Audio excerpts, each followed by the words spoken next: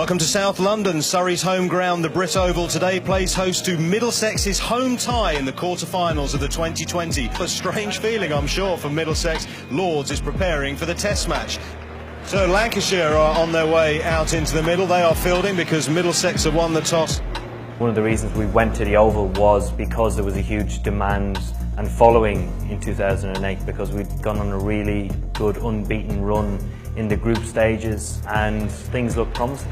Middlesex to bat first. Billy Godleman, the talented young player, will open with O.A. Shah. Ed Joyce, the captain, eye on England for him. Owen Morgan got 100 against the South Africans the other day. Malan is in good form. Henderson is powerful. Scott the keeper. Murtagh's had a good season. Sean Udall, Murali Kartik, and the exciting, talented young bowler Steve Finn. I remember going, wow, what am I going to do against these blokes? How am I going to get a run against these guys?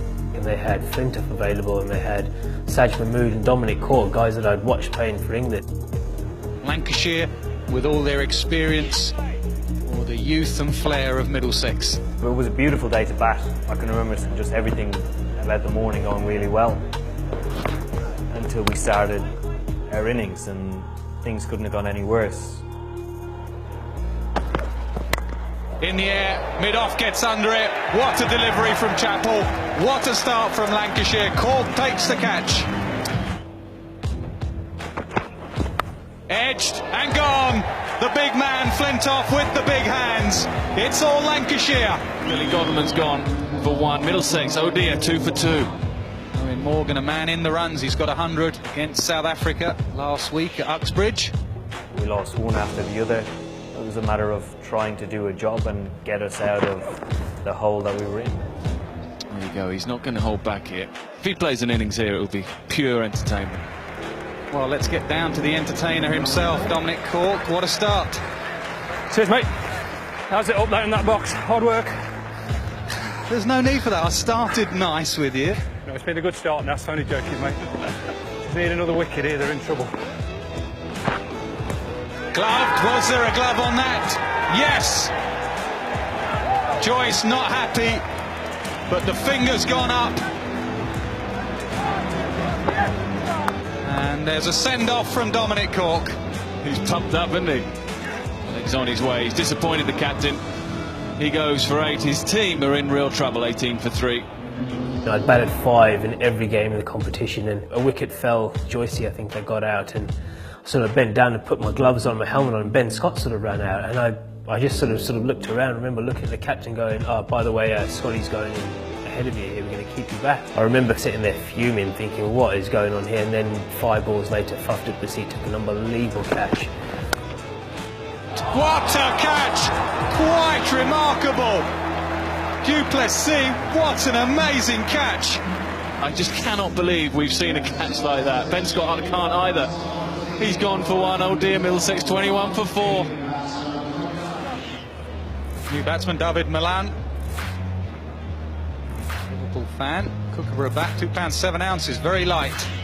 I remember walking out and Flintoff was bowling and thinking, oh my word, like, you know, I've watched Flintoff bowl rockets on TV.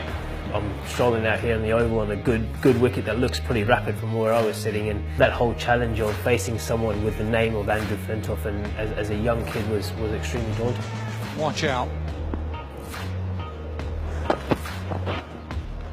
This is going to be a great contest. Young player, very good young player against possibly the best in the country, Andrew Flintoff. David signed the previous year from the MCC Young Cricketers. We'd already known each other for a while. We'd batted in partnerships in the group stages, so everything was reasonably calm. You know, when Morgie gets going, even now the best seat in the house is to stand the other end, but to watch him play the shots that he did at the time, you know, he came out and reverse sweep Glenn Chappell, he had 3rd man up, and I remember watching that going, this is what I want to do. I want to be this type of player that can come out and play these funky shots. Well, you don't see that shot a lot to Glenn Chappell. A reverse sweep for 4. Brave, perfect in the end for him, and controls it beautifully. I think we found ourselves going through a couple of overs of not knowing what to do. We managed to get a couple of boundaries away, but momentum was still in Lancashire's favour. Go for the odd boundary. Who is that down there? That man Cork. I think the big turning point was when the two leg spinners came on, David took it upon himself to take the attack to Lancashire. Goes again, and he stands and admires it. Is it into the second tier? It is. That is a big hit. Goes over extra cover. That is a shot of the highest quality. This is becoming an exhibition. There it is. We thought there would be another 6 in the over before it was done. That is massive. 3 6s in the overs, 2 4s and a deuce. 28 from the 15th over, 131 for 5. The onus was back on Lancashire now to do something. We'd established our partnership really well. Got to a stage, I think, where we just got to 100, and then unfortunately I got out. This time he goes. Trying to be too cute, I'm afraid, Owen Morgan. But David was the in man and performed beautifully that day. You know, it was my day, and you know, every time it hit the bat, it seemed to go into a gap, and I managed to sort of squirt more forward. This player, Malan, is a player of rare ability. I remember walking back thinking, 99, like, what am I going to do here? Am I going to just clear my front leg and slog it? Am I going to look away? Is he going to bowl me something different? Is he going to bounce me? Is he going to bowl a slow ball? Is he going to bowl a Yorker? You know, suddenly thinking about too many things, whereas before I just kept it simple and watched the ball, and I've made my mind up. If it was there to hit, I was going to hit it, but I was going to block and run, and I tell you what, if I hit that, I was going to run as quick as I can, and Tyrone had to run at the other end, and he wasn't the quickest man either. All the fielders are giving him one. There must be one here for him. There it is. There's the one. What 100. What an innings. Absolutely incredible. Team in all sorts of trouble. 21 for 4. Up steps a young man, 20 years of age. Look at them all. That is an innings of rare quality. It didn't really sink in probably until that night when I got home. It didn't really dawn on me that I'd gone and scored an unbelievable 100 in a quarter final and put us in a really good position from nowhere. And Dominic Cork walked straight up to me. He didn't even walk back to me. He walked straight up to me and shook my hand. And you know, those are the little things that you think of when you look back at your career, and you think, you know, as young players, I think sometimes we forget how much of an impact the experienced players and players that are playing for the country actually have on you. It's amazing. You think of all the quality players who played here and scored runs over the years. I think 20 years old, a lad could come here and thump 100 off just 51 deliveries. Well, it had to end at some point. Flintoff gets lucky, really. Well, just watch this. I think Flintoff's going straight up to him. There he is. He realises just what an innings that has been. An incredible moment of this 2020 Cup. Got out there, and for him to come over, it meant so much. And my mum's got a photo on the fridge of Andrew shaking my hand. He rightly deserves the applause. Another standing ovation. Magnificent innings. Look at that. Teammates hugging him. They know how valuable that is for them. Well, I got the man we want to speak to. Is David Malan, the man that has entertained everybody here at the Oval. Very, very well played. It's not often that a Middlesex player gets a standing ovation here at the Oval, but you did it. NASA reckons that's the best one-day innings he's seen for a very long time.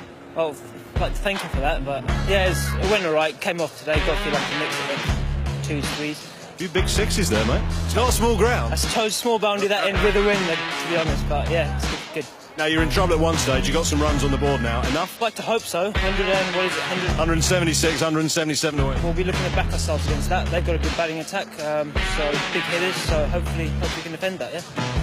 Stuart Law right there is making sure they're in the right frame of mind, together as a team. Come on, lads, get out there.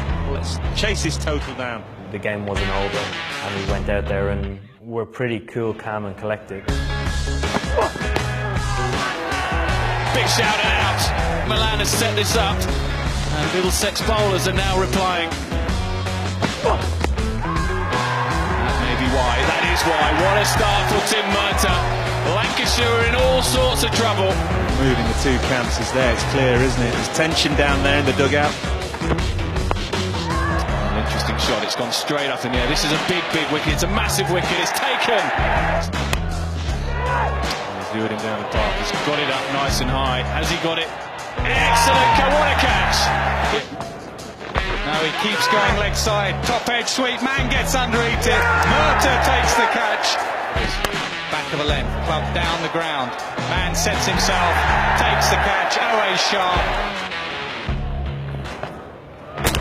Pulled in, full and straight. Henderson does not miss. That's the game. From being 20 for 4 in the quarter-final, went on to win that game. Great memories. Middlesex celebrate. The young side, full of talent. And that man Malan, yes, hold him up, O.A. Shah. He is the match winner. The movers work across the river to the Oval. Middlesex win by 12 runs. They are the second side into finals day. Oh, what a game of cricket.